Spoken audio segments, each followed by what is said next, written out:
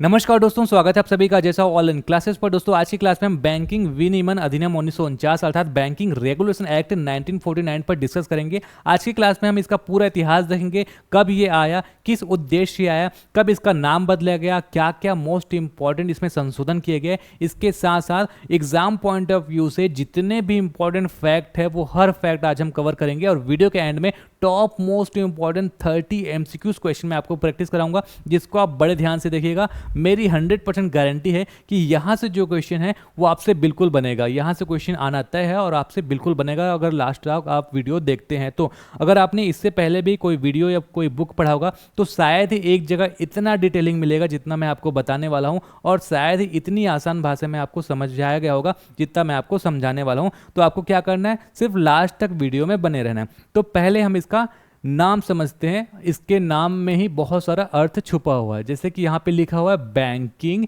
Regulation act 1949, Hindi में लिखा हुआ है बैंककारी विनियमन अधिनियम। दोनों एक ही चीज है ना, दोनों चीज एक ही है। इसका नाम इंग्लिश में, इसका नाम हिंदी में। तो यहाँ पे लिखा है बैंकिंग। बैंकिंग मतलब ऐसी जो भी संस्था जो बैंक से रिलेटेड काम करता है ना, तो उसको हम कहेंगे बैंकिंग कंपनी, तो उसके लिए। और रेगुलेशन का मतलब होता है रेगुलेट करना, नियंत्रित करना, कंट्रोल करना। और एक्ट का मतलब होता है कानून। 1949 वो ईयर जब इस कानून को लाया गया, अर्थात ऐसा कानून जो बैंकिंग कंपनी या फिर उससे संबंधित संस्था को रेगुलेट अर्थात नियंत्रित करे, और ये कानून 1949 में लाया गया।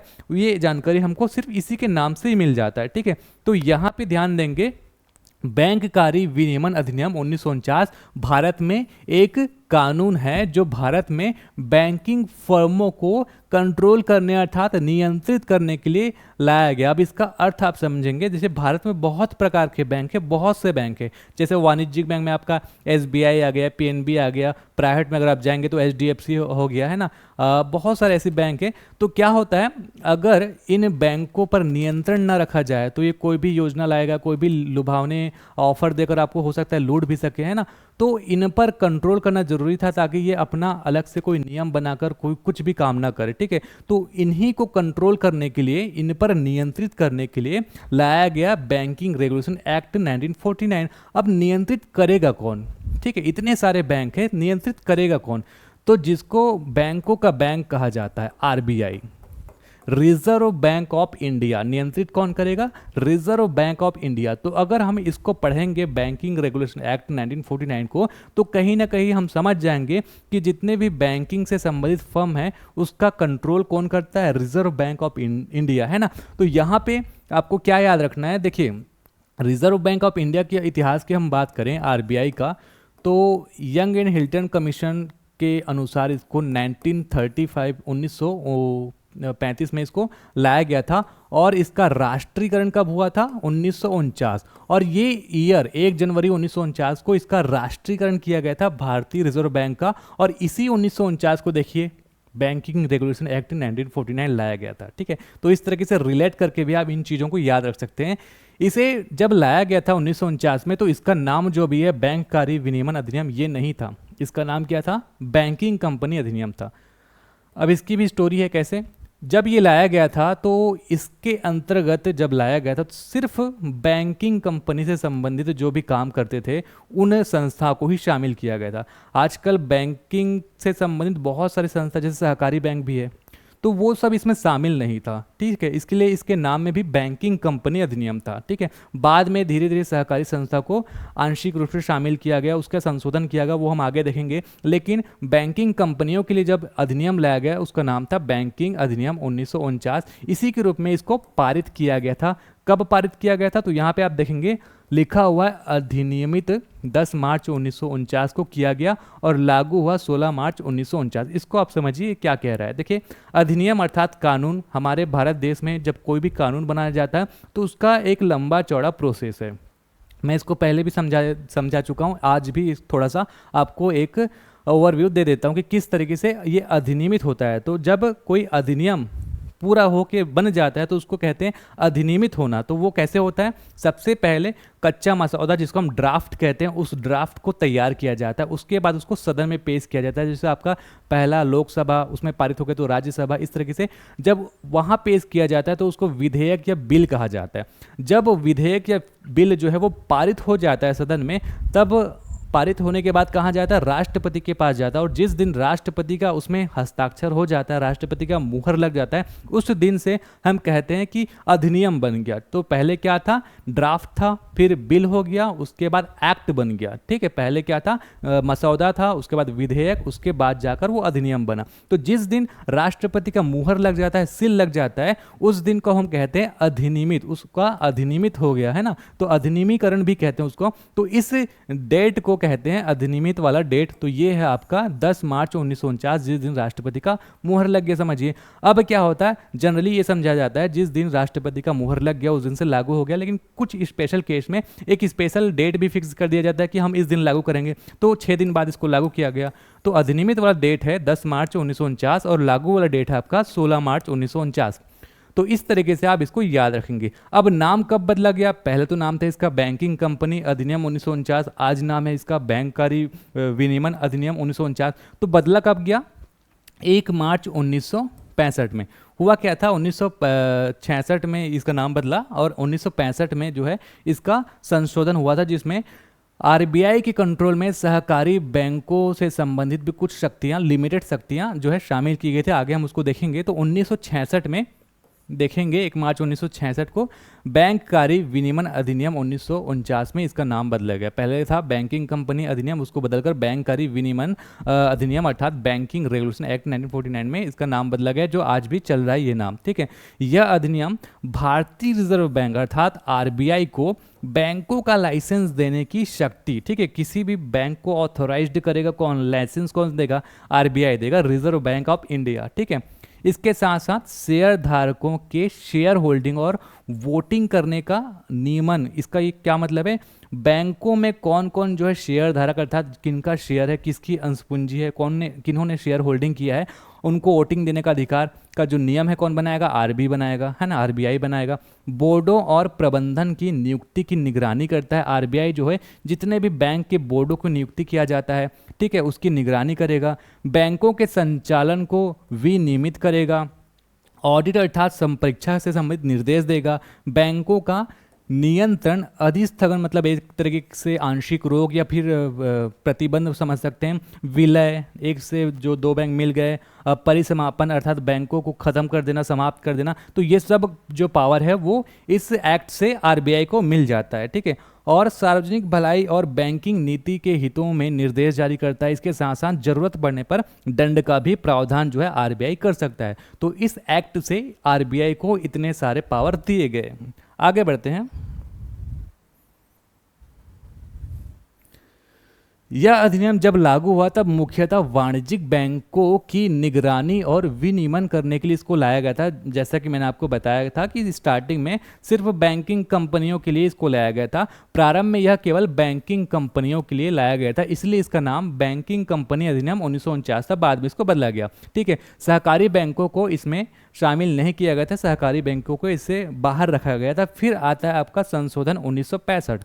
अब 1965 में क्या किया गया, 1965 में अधिनियम में संशोधन करके सहकारी बैंकों को इसके दायरे में शामिल करने के लिए धारा 56 को जोड़ा गया। अगर आप देखेंगे आपका सिलेबस, तो आपके सिलेबस में लिखा हुआ है, यही पार्ट हमको पढ़ना है, अधिनियम 1949 का भाग 5, अधिनियम का सहकारी बैंकों में लागू होना। ठीक है, तो ये जो शामिल किया गया 1965 में शामिल किया गया, और आपके जो सिलेबस में है सब कुछ नहीं है, 5वां पार्ट ही है जो कि हम डिटेलिंग करेंगे। ठीक है, तो ये जो है सहकारी बैंक को कब शामिल किया गया इस दायरे में, 1965 में। हालांकि लिमिटेड कंट्रोल दिया गया आरबीआई को, एकदम से पूरी तरीके से कंट्रोल नहीं दिया गया। ठीक है, सहकारी बैंक जो केवल एक राज्य में संचालित होते हैं, राज्य सरकार द्वारा गठित और संचालित होते हैं, लेकिन आरबीआई लाइसेंसिंग को नियंत्रित करता है और व्यवसाय संचालन को नियंत्रित करता है। तो आरबीआई को क्या है, कुछ लिमिटेड ही पावर दिए गए सहकारी बैंकों के लिए,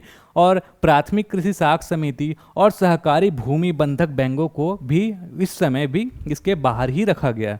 अब हम आगे बढ़ते हैं। इसके बाद मोस्ट इंपॉर्टेंट संशोधन जो अभी हाल ही का ही मान सकते हो आप, बैंकिंग विनियमन संशोधन विधेयक 2020, इसको देखते हैं। ठीक है, अब देखा गया कि सहकारी बैंकों की जो स्थिति है फिर भी सुधर नहीं रही, काफ़ी दिक्कतों का सामना करना पड़ रहा है। फिर कोशिश किया गया कि उसको और अच्छे तरीके से नियंत्रण में लाया जाए और एक और जो है विधेयक बनाया जाए इसके लिए। तो बैंकिंग विनियमन संशोधन अधिनियम 2020 बैंकिंग विनियमन अधिनियम 1949 में संशोधन करने के लिए लाया गया। किसके लिए? 1949 वाला जो अधिनियम है उसको संशोधन करने के लिए इसको लाया गया। 2020 में जो वित्त मंत्री का नाम भी आप याद रखेंगे, निर्मला सीतारमन ने अधिनियम में संशोधन के लिए एक विधेयक पेश किया था। और विधेयक में क्या बात कही गई थी, क्या मेन उद्देश्य था?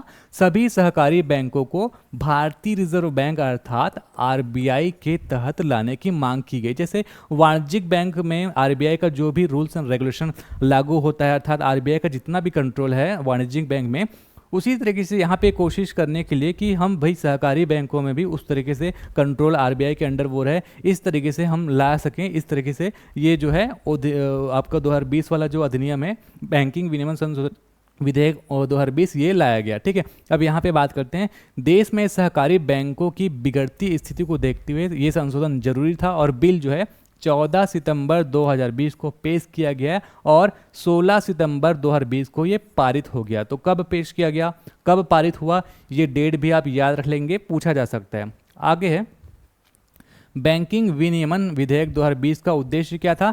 जैसे व्यावसायिक बैंकों पर कई प्रकार के महत्वपूर्ण प्रावधान लागू होते हैं, उसी तरीके से सहकारी बैंकों पर भी इसे लागू करना था। इस विधेयक के तहत प्रस्तावित संशोधन प्राथमिक कृषि ऋण समिति, अब यहाँ पे जो हाईलाइटेड पॉइंट है इसको ध्यान रखेंगे। यहाँ पे भी ऐसा है कि भैया प्राथमिक कृषि ऋण समिति और किसी ऐसी संस्था पर लागू ये नहीं होगा जो अपने व्यवसाय में या फिर अपने नाम में बैंक, बैंकर, बैंकिंग ये शब्द का उपयोग नहीं करते। ठीक है, तो ये जो विधेयक जब 1920 लाया गया, क्यों लाया गया? सहकारी बैंकों को इसके तहत लाया जाए कि वो आरबीआई के कंट्रोल में आ जाए। लेकिन अभी भी देखेंगे तो किसको इसके बाहर रखा गया है?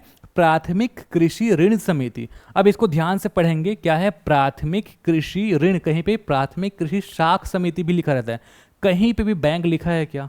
कहीं पे भी बैंक नहीं लिखा है। तो ये क्या कह रहा है कि प्राथमिक कृषि ऋण समिति और ऐसी कोई भी संस्था जो कहीं ना कहीं बैंकिंग से संबंधित काम तो कर रहा है, लेकिन वो कहीं भी अपने बैंक नाम में या फिर अपने व्यवसाय में बैंक, बैंकर, बैंकिंग इन सारे शब्दों का उपयोग नहीं करता। जैसे कि एसबीआई में स्टेट बैंक ऑफ इंडिया, उसके नाम में बैंक है। पीएनबी में पंजाब नेशनल बैंक, नाम में बैंक है। ठीक है, तो उसी तरीके से अगर कोई बैंक का उपयोग करता है नाम में, तो उसको तो हम आरबीआई के कंट्रोल नियंत्रण में तो ऑलरेडी ला सकते हैं। लेकिन यहाँ पर जो बैंकिंग विनियमन विधेयक 2020 में क्लियर ये कहा है कि इस जो अधिनियम है उसमें प्राथमिक कृषि ऋण समितियों और ऐसी संस्था जिसमें बैंक, बैंकर, बैंकिंग शब्द का उपयोग नहीं है, उसको इससे बाहर रखा गया है। यह अधिनियम उन प्राथमिक कृषि साख समितियों और सहकारी समितियों पर भी लागू नहीं है जिनका प्रमुख व्यवसाय कृषि विकास के लिए दीर्घकालिक वित्त पोषण। ठीक है, अगर कोई सहकारी समिति दीर्घकालिक वित्त पोषण देता है ना, कृषि विकास के लिए, तो उस पर भी ये लागू नहीं होगा। दीर्घकालिक वित्त पोषण क्या होता है? देखिए यहाँ पे एक होता है लघुकालिक, यहाँ पे बता देता हूँ, है ना, और एक होता है मध्यम काल के लिए और एक होता है दीर्घकाल के लिए। तो कभी भी जब ऋण मिलता है तो जो कम समय के लिए मिलता है वो आपका 15 माह, है ना, मध्यम समय के लिए जो मिलता है आपका 5 साल तक, और दीर्घकालिक जो वित्त पोषण मतलब दीर्घकाल के लिए कब मिलता है? जब 5 साल से ज़्यादा। ठीक है, तो इस तरीके से अगर कोई कृषि विकास से संबंधित दीर्घकालिक वित्त पोषण वाला सहकारी समिति है तो उस पर भी ये लागू नहीं होगा। तो ये कुछ इंपॉर्टेंट चीज़ें हैं। इन्हीं सारी चीज़ों को जब हम एमसीक्यूज में प्रैक्टिस करेंगे तो वो आपका और अच्छे से क्लियर हो जाएगा। ठीक है, अब आगे बढ़ते हैं। बैंकिंग विनियमन संशोधन अधिनियम 1920 के द्वारा सहकारी बैंकों को आरबीआई के नियंत्रण में लाया गया। सहकारी बैंकों को, इसके नाम में भी देखिए बैंक दिख रहे हैं ना, सहकारी बैंकों को आरबीआई के नियंत्रण में लाया गया। हालांकि इससे पहले भी बैंकिंग कानून अधिनियम 1965 जैसे कि हमने देखा था, इसके माध्यम से भी सहकारी बैंकों की कार्य प्रणाली की निगरानी के संदर्भ में आरबीआई को कुछ शक्तियां प्रदान दी गई थी। संशोधन 1965 भी हमने देखा था कि कुछ शक्तियां वहां प्रदान दी गई थी, लेकिन वो लिमिटेड था। यहाँ पे एक और प्रयास किया गया। इस अधिनियम में आरबीआई सहकारी बैंकों के संदर्भ में वे सभी अधिकार नहीं प्रदान किए गए हैं जो उसे सामान्य व्यावसायिक बैंकों के लिए प्राप्त है। अभी भी इसमें आरबीआई को सहकारी बैंक के संदर्भ में इतना ज़्यादा शक्ति नहीं है जितना व्यावसायिक बैंकों के संदर्भ में आरबीआई को शक्ति है।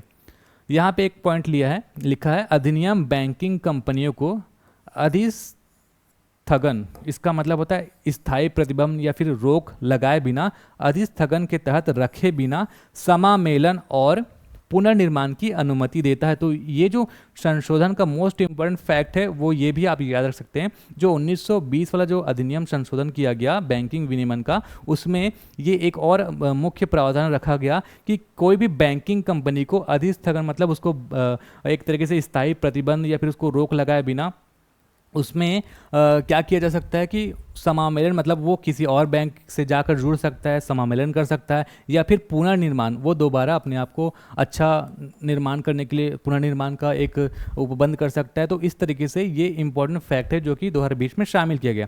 अधिनियम की धारा 45 बिना स्थगन आदेश के भारतीय रिजर्व बैंक को बैंकिंग कंपनी के समुचित प्रबंधन के लिए एक योजना बनाने में सहायता करती है ताकि वित्तीय व्यवस्था में व्यवधान उत्पन्न ना हो। तो ये धारा 45 में ऐसी जो है प्रावधान शामिल की गई है, यहाँ पे हमको देखने को मिलता है। अब हम आगे बढ़ेंगे। जो बैंकिंग विनियमन संशोधन 2020 है, इसके कुछ प्रमुख प्रावधान देख सकते हैं। आपके एग्जाम में पूछा जा सकता है कि बताइए बैंकिंग विनियमन विधेयक 2020 के संदर्भ में निम्न से कौन सा पॉइंट सही है या कौन सा पॉइंट गलत है। तो कौन कौन से प्रमुख प्रावधान लाए गए ये हम पढ़ते हैं। इस विधेयक के माध्यम से आरबीआई को सहकारी बैंकों के अध्यक्ष की नियुक्ति की शर्तें और योग्यता निर्धारित करने का अधिकार है। हमने ये देखा था कि आरबीआई को जैसे वाणिज्यिक बैंक होते हैं, वाणिज्यिक बैंक में नियंत्रण या फिर जितनी शक्तियां हैं आरबीआई को उतनी तो हमको सहकारी बैंकों में देखने को नहीं मिलती है। लेकिन क्या क्या सहकारी बैंकों को नियंत्रित कर सकता है आरबीआई, वो हम पढ़ रहे हैं। ठीक है, तो आरबीआई को सहकारी बैंकों के अध्यक्ष की नियुक्ति के, सहकारी बैंक का अध्यक्ष कौन होगा, तो नियुक्ति की जो शर्तें होंगी वो आरबीआई नियंत्रित करेगा। योग्यता निर्धारित करने का जो अधिकार है वो आरबीआई के पास होगा। आरबीआई सहकारी बैंकों को ऐसे अध्यक्ष को हटा भी सकता है। ठीक है, तो आरबीआई के पास क्या क्या पावर है सहकारी बैंकों से संबंधित वो हम पढ़ रहे हैं।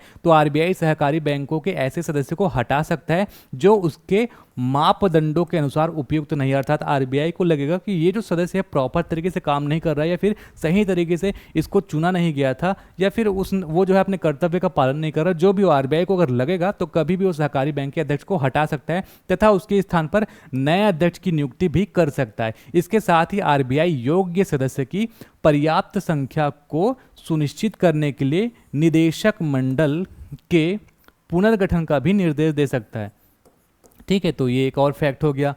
यह विधेयक आरबीआई द्वारा अधिस्थगन, इसको हमने जस्ट एक पेज पहले पढ़ा था कि आरबीआई जो है अधिस्थगन लगाए बगैर बैंक के पुनर्गठन और एकीकरण की प्रक्रिया शुरू करने का अधिकार प्रदान करता है। ये मोस्ट इंपॉर्टेंट लाइन है, इसको आप याद रखना। इस विधेयक के प्रावधानों के तहत आरबीआई को राज्य सरकार की सलाह पर किसी सहकारी बैंक के निदेशक मंडल को सुपरसीड कर सकता है, अर्थात आरबीआई जो है इसको खत्म कर सकता है, हटा सकता है, या फिर सुपरसीड जो है मतलब वो खुद कंट्रोल कर सकता है ना, राज्य सरकार की सलाह पर।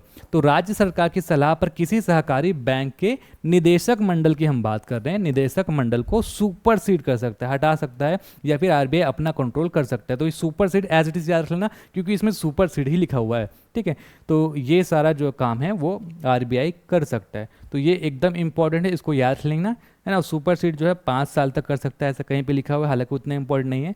आगे बढ़ते हैं।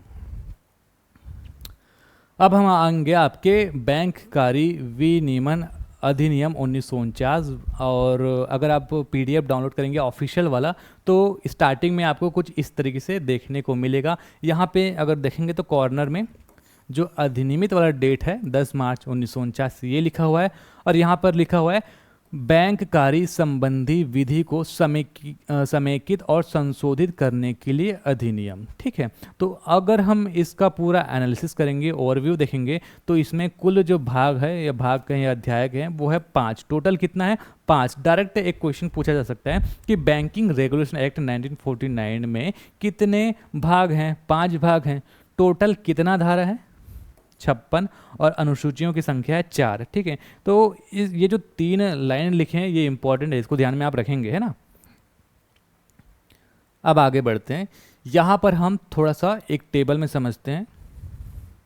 देखेंगे भाग 1 और भाग 2 भी अलग तरीके से बटा हुआ है। भाग 2 का क, ख, ग, फिर भाग 3 भी 2 तरीके से बटा हुआ है। भाग 3 का क, भाग 3 का ख, उसके बाद है भाग 4, फिर आपका भाग 5 जो कि आपके सिलेबस में है। ठीक है, तो शुक्र मनाइए कि ये सिलेबस में नहीं है, काफ़ी लेंदी है और बहुत सारा है। ठीक है, आपके सिलेबस में बस ये है अधिनियम का सहकारी बैंकों पर लागू होना, धारा 56। यहाँ पे आप समझेंगे भाग 1 में है प्रारंभिक, भाग 2 में है बैंककारी कंपनियों का कारोबार। इस तरीके से कौन कौन से धाराएं शामिल हैं मैंने टेबल बना दिया, आप स्क्रीनशॉट लेके भी पढ़ सकते हैं। पीडीएफ तो मैं आपको, अगर आपने परचेज किया है तो एप्लीकेशन में आपको मिल ही जाएगा। यहाँ पे आप क्या देखेंगे कि हमको पढ़ना है भाग 5 जिसका नाम है अधिनियम का सहकारी बैंकों पर लागू होना।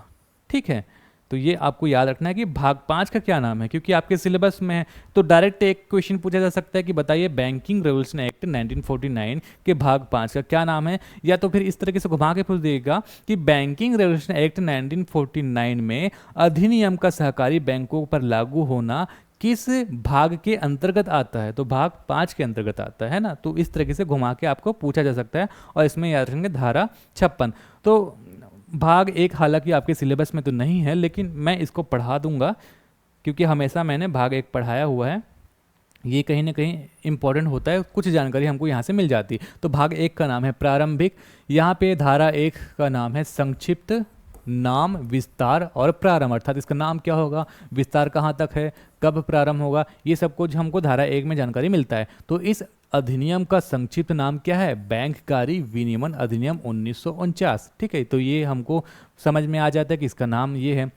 इसका जो संपूर्ण विस्तार है वो भारत पर है, अब वर्तमान में तो भारत पर है। जब ये लागू हुआ था 1949 में, उस समय जम्मू कश्मीर में ये लागू नहीं था, बट बाद में 1955-56 के करीब देख लेंगे, मुझे जहाँ तक लगता है 1955 के आसपास जो है, या फिर 56 के आसपास जम्मू कश्मीर में लागू हो गया। हालांकि वो उतने इंपॉर्टेंट नहीं है, हमको अब क्या समझना है कि संपूर्ण भारत पर ये अब लागू है।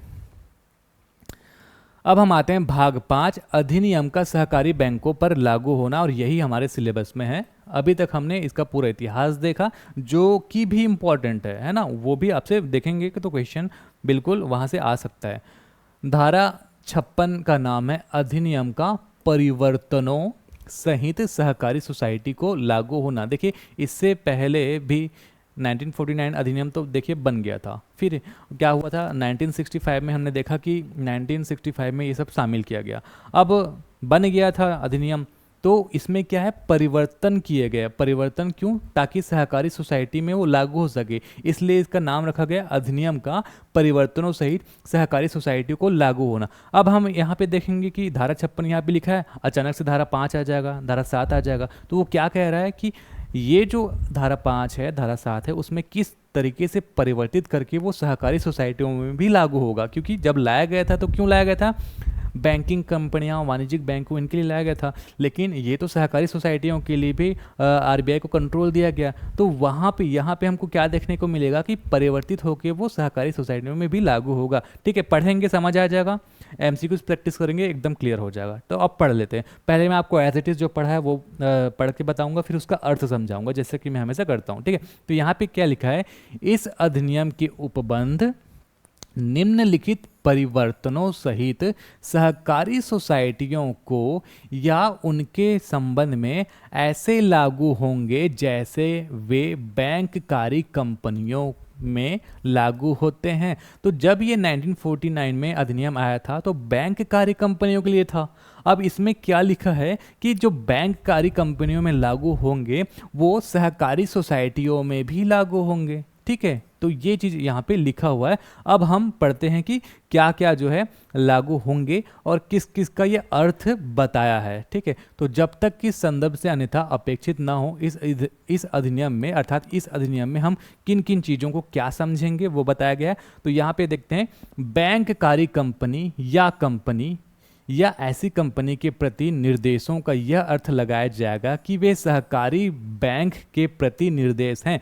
जब ये अधिनियम आया था तो बैंककारी कंपनियों के लिए आया था, कहीं तो सहकारी बैंक लिखा नहीं है। अब ये सहकारी बैंकों को भी आरबीआई के अंतर्गत इसको जो है शामिल किया गया। तो ये समझाया जाएगा कि जहाँ भी बैंककारी कंपनी या फिर कंपनी के लिए निर्देश लिखा है वो आपका सहकारी बैंक के लिए भी निर्देश है। ठीक है, तो यहाँ पर परिवर्तित करके परिवर्तनों सहित सहकारी सोसाइटी पर लागू कर रहा है, तो उसको अर्थ भी बता रहा है कि भैया हमने बैंककारी कंपनी या फिर कंपनी के लिए निर्देश दिए थे, अब वो निर्देश जो है सहकारी बैंक के प्रति निर्देश भी माने जाएंगे। ठीक है, बस इतना है। अब आगे बढ़ते हैं।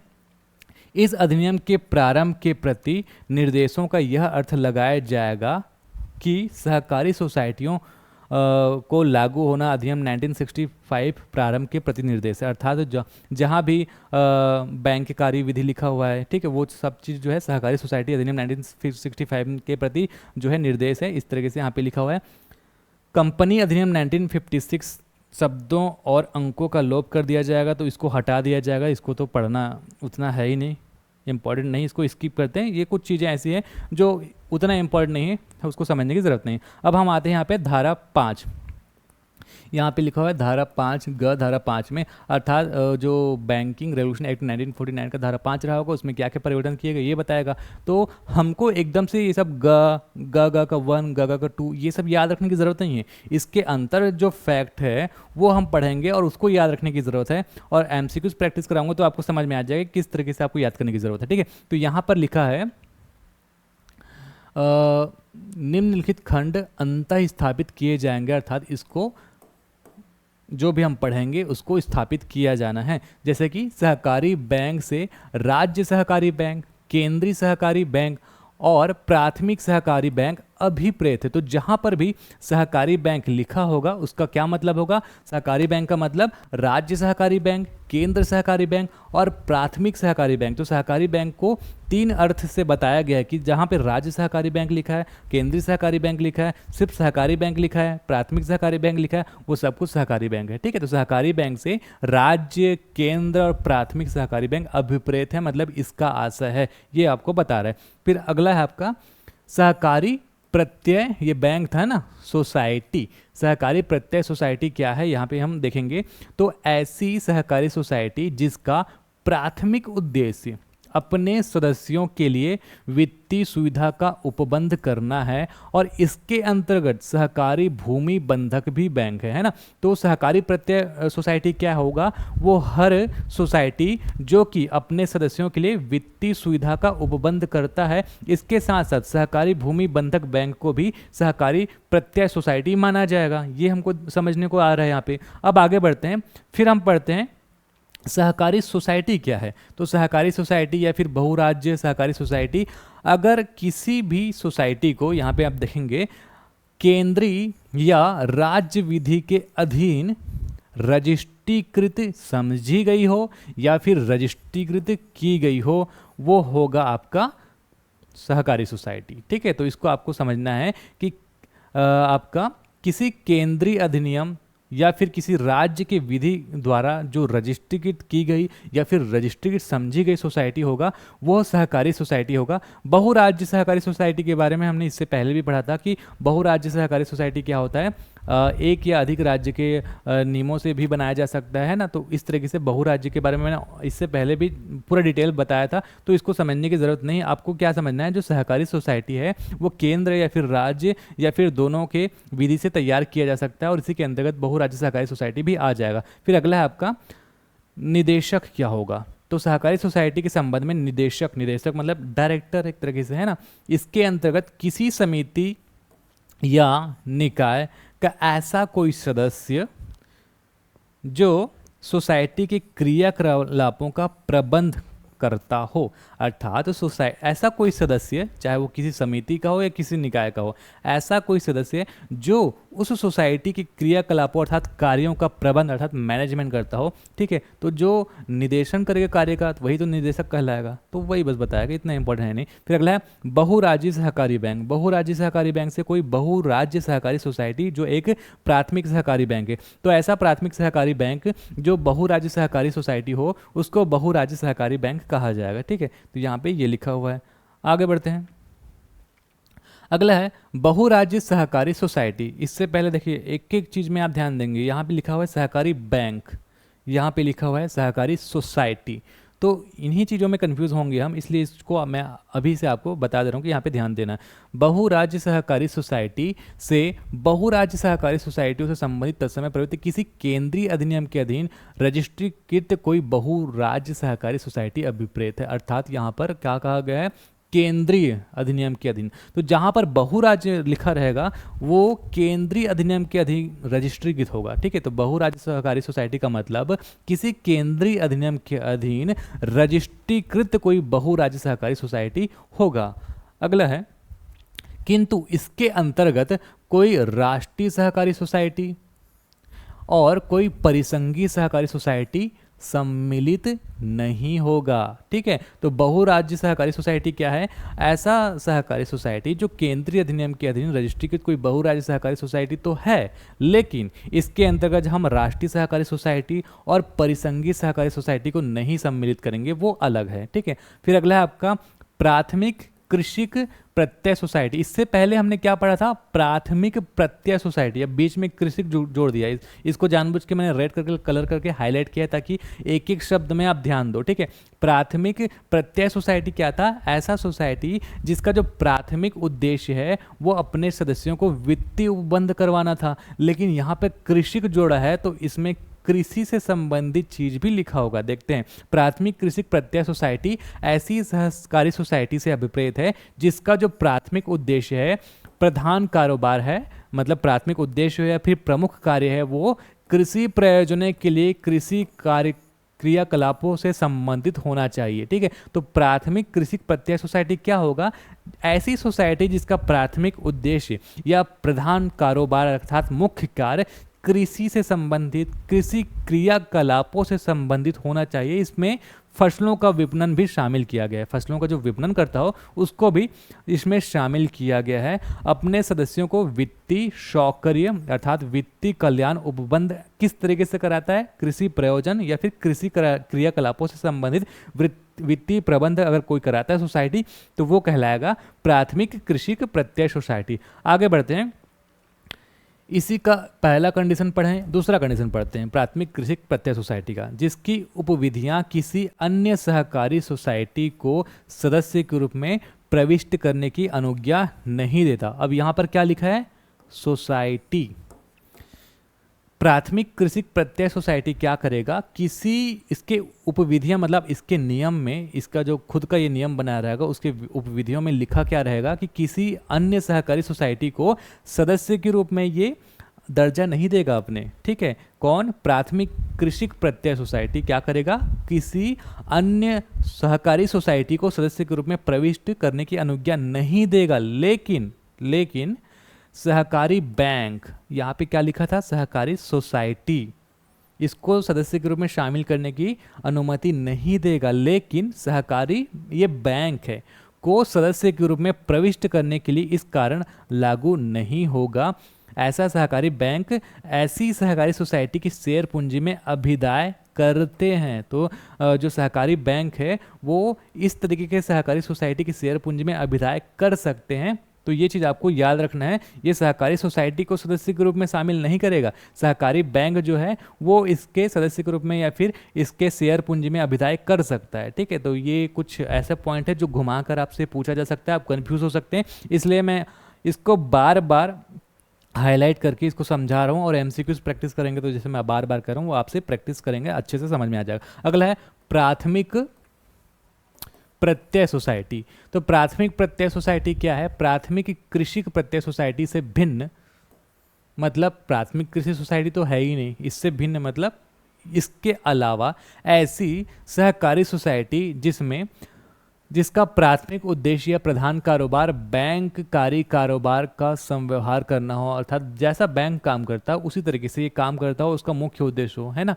अगला है जिसकी समादत्त शेयर पूंजी, मतलब जो है उस शेयर आरक्षित, मतलब रिजर्वेशन जो होता है 1 लाख रुपए से कम है, मतलब जिसके पास रिजर्वेशन मतलब उसका खुद का पैसा रिजर्व करके वो रखा रहेगा, शेयर पूंजी वगैरह आरक्षित वगैरह, वो 1 लाख से कम होगा। जिसकी उपविधियां किसी अन्य सहकारी सोसाइटी को सदस्य के रूप में प्रविष्ट करने की अनुज्ञा नहीं देती। सेम कंडीशन यही है, लेकिन सहकारी बैंक को सदस्य के रूप में प्रविष्ट करने के लिए जो ये उपबंध है, इसमें सहकारी बैंक कंडीशन जो है यहाँ पे लागू नहीं होगा, जैसे कि हमने इससे पहले पढ़ा था। तो प्राथमिक प्रत्यय सोसाइटी क्या होगा? प्राथमिक प्रत्यय सोसाइटी प्राथमिक कृषि प्रत्यय सोसाइटी ये नहीं है, इससे भिन्न ऐसा सोसाइटी जिसका प्राथमिक उद्देश्य क्या है? प्रधान कारोबार बैंककारी कारोबार हो, है ना, और जिसकी जो शेयर पूंजी हो आरक्षित वो 1 लाख से कम होना चाहिए। और अगला है इसके उपविधियों में किसी अन्य सहकारी सोसाइटी को सदस्य के रूप में प्रविष्टि करने की अनुज्ञा नहीं होती, ठीक है। लेकिन ये चीज़ सहकारी बैंक के लिए जो ये नियम है वो लागू नहीं होता, ठीक है। अब अगला हम पढ़ते हैं स्पष्टीकरण, यहाँ पे लिखा हुआ है किसी सहकारी सोसाइटी के प्राथमिक उद्देश्य या प्रधान कारोबार के बारे में कोई विवाद उत्पन्न होता है तो रिजर्व बैंक ऑफ इंडिया जो आरबीआई है उसका अवधारणा अर्थात उसका निर्णय जो है वो अंतिम माना जाएगा। ये इसलिए लाया गया, देखिए प्राथमिक प्रत्यय सोसाइटी या फिर प्राथमिक कृषि प्रत्यय सोसाइटी, इसको हम कैटेगराइज कैसे कर रहे हैं? इसके प्राथमिक उद्देश्य के तौर पर कैटेगराइज कर रहे हैं कि भैया ये जो है प्राथमिक प्रत्यय सोसाइटी है, ये प्राथमिक कृषि प्रत्यय सोसाइटी है, ठीक है। तो मेन कैटेगराइज किस कारण कर रहे हैं? उद्देश्य के कारण कर रहे हैं। तो अगर किसी के प्राथमिक उद्देश्य में कोई कन्फ्यूज़न हो गया, कुछ विवाद हो गया, उसके कारोबार में कुछ विवाद हो गया कि किस तरीके से वो काम कर रहा है, उसको कौन से कैटेगरी में हम रखें, तो रिजर्व बैंक ऑफ इंडिया जो बोलेगा कि भैया आप इस कैटेगरी में हो तो उसको मानना ही पड़ेगा, ठीक है। तो फाइनल कौन करेगा अवधारणा? रिजर्व बैंक ऑफ इंडिया, ठीक है। अगला है केंद्रीय सहकारी बैंक, प्राथमिक ग्रामीण प्रत्यय सोसाइटी और राज्य सहकारी बैंक का वही अर्थ होगा जो राष्ट्रीय कृषि और ग्रामीण विकास बैंक अधिनियम 1981 में है, अर्थात इसको पढ़ने की आवश्यकता नहीं। ये केंद्रीय सहकारी बैंक, प्राथमिक ग्रामीण प्रत्यय सोसाइटी और राज्य सहकारी बैंक के बारे में बता रहा है कि इसका अर्थ क्या होगा, जो हमको राष्ट्रीय कृषि और ग्रामीण विकास बैंक अधिनियम 1981 में देखने को मिलेगा। हालांकि ये इतना इंपॉर्टेंट नहीं है, इसको हम स्किप कर सकते हैं, ठीक है। तो अब आज के क्लास में इतना ही टॉपिक पढ़ेंगे। इसके बाद जो है बैंकिंग विनियमन अधिनियम के लिए अगर आपको क्लासेस कंटिन्यू करना है तो आपको पेड क्लास ज्वाइन करना होगा। बहुत ही नॉमिनल जो है प्राइस पर अभी हम लोग एप्लीकेशन में कंप्लीट पैकेज और अलग से जो अधिनियम वाला पैकेज है वो दे रहे हैं। अभी भी आपका मान के चलिए 15-16 दिन है, आराम से आप उसको रिकॉर्डेड क्लास है तो जितने बार चाहे देख लो, है ना, PDF ओपन करके पढ़ लो, वो सब फैसिलिटीज अवेलेबल है। अब हम MCQs प्रैक्टिस करेंगे, इसको आप बड़े ध्यान से प्रैक्टिस करेंगे। और वीडियो अगर आपको अच्छा लगेगा तो वीडियो को प्लीज़ लाइक कर देना और अपने दोस्तों में शेयर कर देना। तो पहला है आपका क्वेश्चन नंबर 1, बैंककारी विनियमन अधिनियम 1949, जिसको हम बैंकिंग रेगुलेशन एक्ट भी कहते हैं। ब्रैकेट में मैंने इसलिए लिख दिया कि दोनों नाम आपको याद रखना है, ठीक है। इसको जब पारित किया गया था 1949 में, तो आपको ये बताना है कि किस नाम से पारित किया गया था। तो हमने देखा था कि इसको बैंकिंग कंपनी अधिनियम 1949 के नाम से पारित किया गया था। तो आपका ऑप्शन नंबर डी इसको याद रखना है। बैंकिंग कंपनी अधिनियम 1949 जो है ये कब अधिनियमित हुआ? हमने देखा था कि 10 मार्च को ये अधिनियमित हुआ और इसके 6 दिन बाद 16 मार्च को इसको लागू किया गया।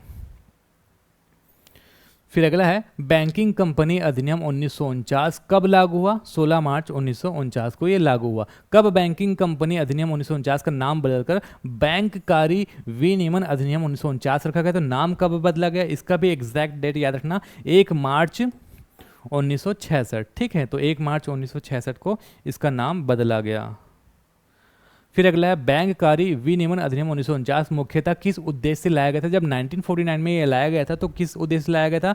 बैंकिंग फर्मों के नियंत्रण के लिए, ना कि ऐसे कुछ विकास के लिए, सहकारी बैंकों के लिए, ऐसा कुछ नहीं था। बैंकिंग फर्मों के नियंत्रण, कंट्रोल, रेगुलेशन के लिए और आरबीआई के अंदर उसको नियंत्रित करने के लिए लाया गया था। बैंककारी विनियमन अधिनियम 1949 निम्न में से किस बैंकों को नियंत्रित करने की शक्ति प्रदान करता है? तो किस बैंक को देता है नियंत्रित करने की शक्ति प्रदान कौन करता है, किसको देता है? आरबीआई को, है ना। यहाँ पे समझिए बैंककारी विनियमन अधिनियम 1949 जो है किस लिए लाया गया? ताकि बैंकों का नियंत्रण कर सके। नियंत्रण कौन करेगा? आरबीआई करेगा, ये क्वेश्चन है, ठीक है। आरबीआई को इसलिए बैंकों का बैंक भी कहा जाता है।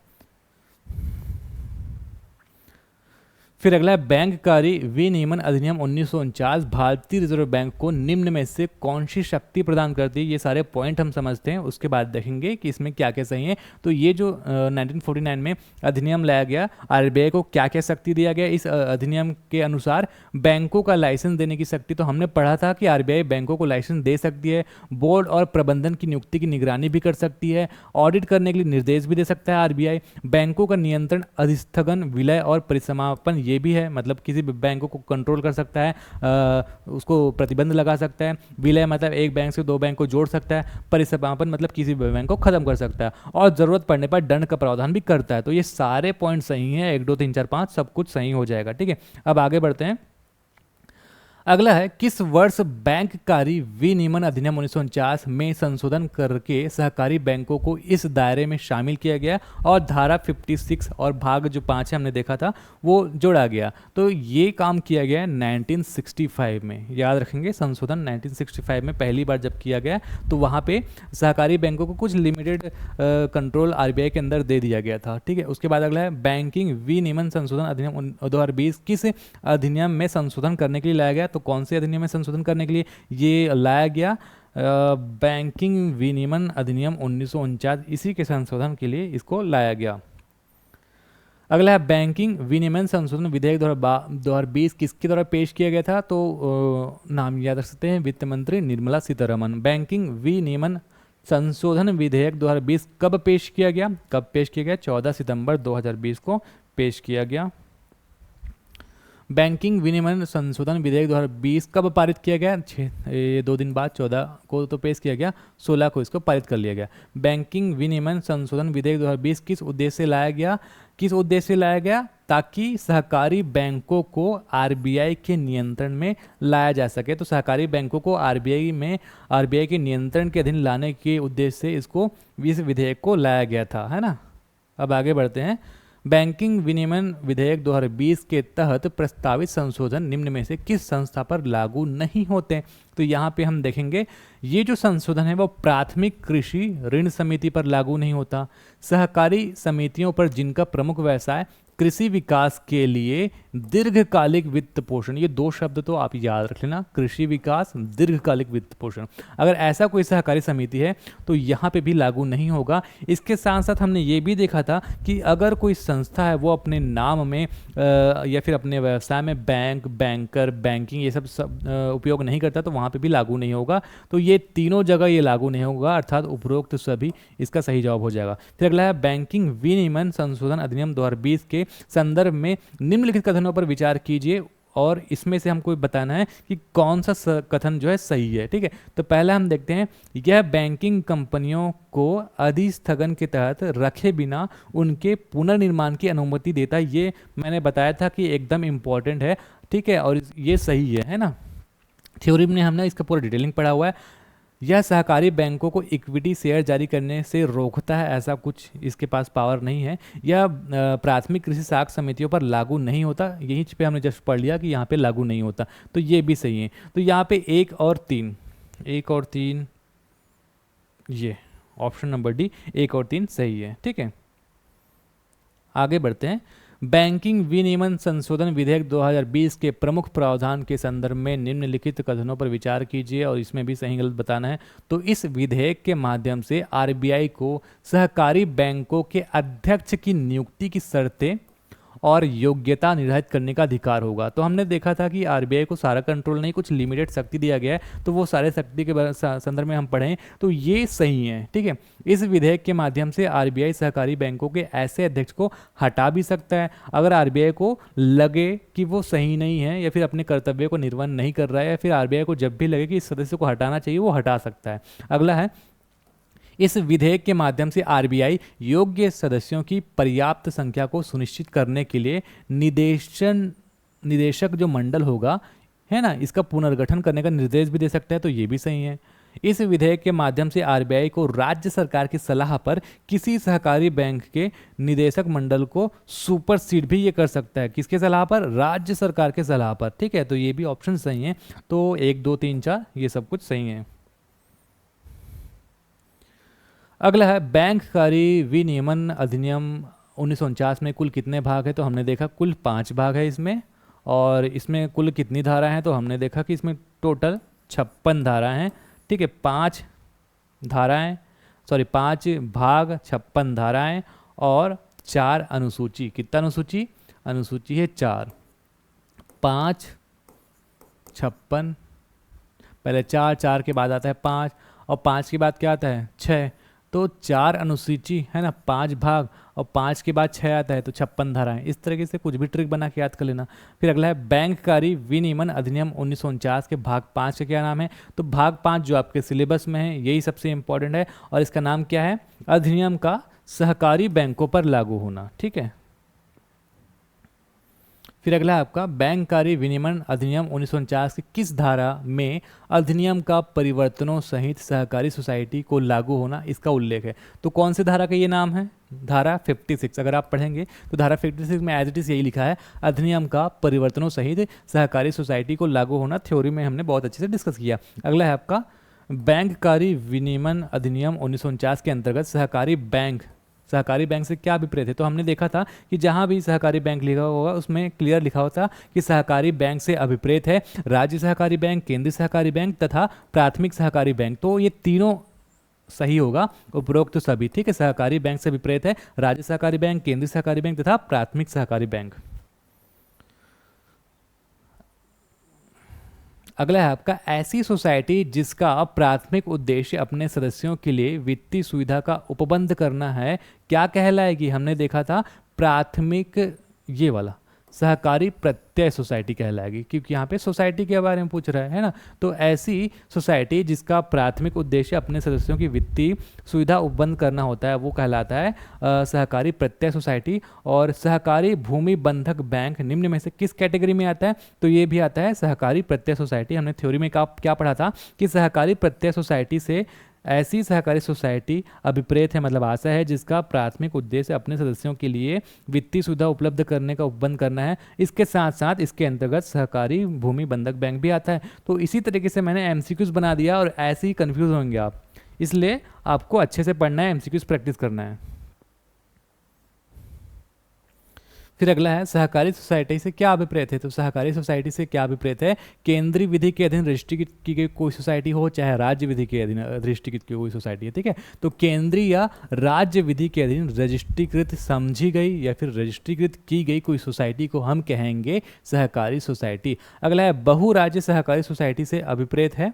यहाँ पे हम पढ़ते हैं किसी केंद्रीय अधिनियम, याद रखेंगे, किसी केंद्रीय अधिनियम के अधीन रजिस्ट्रीकृत कोई बहुराज्य सहकारी सोसाइटी को हम बहुराज्य सहकारी सोसाइटी समझेंगे। लेकिन हमने क्या पढ़ा था कि कोई राष्ट्रीय सहकारी सोसाइटी और कोई परिसंघीय सहकारी सोसाइटी को इसके अंतर्गत शामिल नहीं किया जाएगा। ये हमने थ्योरी में पढ़ा था, यहाँ पे देख सकते हैं, एक बार और रिविजन कर सकते हैं। बहुराज्य सहकारी सोसाइटी से, बहुराज्य सहकारी सोसाइटियों से संबंधित क्या है? किसी केंद्रीय अधिनियम के अधीन रजिस्ट्रीकृत कोई बहुराज्य सहकारी सोसाइटी, लेकिन इसके अंतर्गत कोई सहकारी राष्ट्रीय सहकारी सोसाइटी और परिसंघीय सहकारी जो है वो सम्मिलित नहीं होगा। ठीक है, थ्योरी में हमने यही चीज़ पढ़ा था। तो इसी तरीके से जो है आपसे क्वेश्चन पूछा जाएगा। अलग है ऐसी सहकारी सोसाइटी जिसका प्राथमिक उद्देश्य या जिसके प्रधान कारोबार कृषि, बस कृषि याद रख लेना, यहाँ पर कृषि की याद रख लेना, एकदम से आपसे क्वेश्चन बन जाएगा। ठीक है, अगला है प्राथमिक कृषिक प्रत्यय सोसाइटी के संदर्भ में सही है। चलिए अब देखते हैं क्या क्या पॉइंट सही है। ऐसी सहकारी सोसाइटी जिसका प्राथमिक उद्देश्य या जिसका प्रधान कारोबार कृषि, आगे मतलब आप समझ जाना, सही है। ठीक है, अगला है जिसकी उपविधियां किसी अन्य सहकारी सोसाइटी को सदस्य के रूप में प्रविष्ट करने की अनुज्ञा नहीं देता। ये पॉइंट भी हमने देखा था, सही है, परंतु सहकारी बैंक को सदस्य के रूप में प्रविष्ट किया जा सकता है, ये भी हमने पढ़ा था। तो ये तीनों पॉइंट सही है। ठीक है, ये तीनों पॉइंट सही है। अलग है प्राथमिक सदस्य सोसाइटी से अभिप्रेत है। प्राथमिक प्रत्यय सोसाइटी क्या होता है हम पढ़ते हैं। तो जिसका प्राथमिक उद्देश्य या फिर प्रधान कारोबार बैंककारी कारोबार या संव्यवहार करना है, ये पॉइंट हमने समझा था, ठीक है। जिसकी समादत्त शेयर पूंजी और आरक्षित 1 लाख से कम होना चाहिए, ये भी पॉइंट सही है। जिसकी उपविधियाँ किसी अन्य सहकारी सोसाइटी के सदस्य के रूप में प्रवेश करने की, ये तो सही है। तो उपरोक्त सभी कथन जो है सही हो जाएगा, ऑप्शन नंबर डी। अगला है, अगर किसी सहकारी सोसाइटी के प्राथमिक उद्देश्य या प्रधान कारोबार के बारे में कोई विवाद उत्पन्न होता है तो किसका फैसला अंतिम माना जाएगा? आरबीआई का फैसला अंतिम माना जाएगा, ठीक है। तो ये आपको याद रखना है। अगर आपको ये वीडियो अच्छा लग रहा है तो वीडियो को प्लीज़ लाइक कर दीजिएगा, दोस्तों में शेयर कर दीजिएगा। और अगर आपने हमारा मोबाइल एप्लीकेशन डाउनलोड नहीं किया तो मोबाइल एप्लीकेशन डाउनलोड कर लीजिए। इसी के साथ साथ हम इतने सारे प्लेटफॉर्म में अवेलेबल हैं, फेसबुक, टेलीग्राम और आपका इंस्टाग्राम में भी अवेलेबल है। तो इंस्टाग्राम में अजय साहू ऑनलाइन क्लासेस को सर्च करके हमें फॉलो कर लीजिए, टेलीग्राम में Ajay Sahu online class search करके इसको ज्वाइन कर लीजिएगा, ठीक है। तो आज की क्लास में हम इतना ही पढ़ेंगे। इससे के आगे क्लास वाला अगर आपको चाहिए तो आपको पेड क्लास ज्वाइन करना होगा। आज के लिए बस इतना ही। नमस्कार, धन्यवाद।